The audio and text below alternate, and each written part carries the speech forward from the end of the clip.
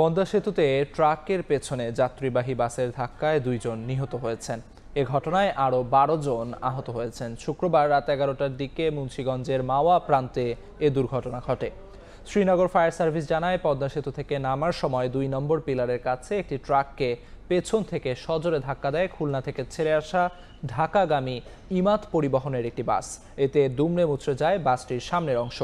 ঘটনাস্থলেই একজনের মৃত্যু হয়। খবর পেয়ে আহতদের উদ্ধার করে শ্রীনগর উপজেলা স্বাস্থ্য কমপ্লেক্সে পাঠায় ফায়ার সার্ভিস।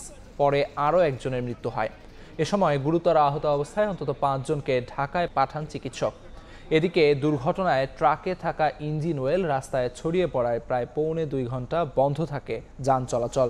পরে রাত 1টা নাগাদ যান চলাচল স্বাভাবিক হয় বলে জানায় পদ্মা সেতু কর্তৃপক্ষ।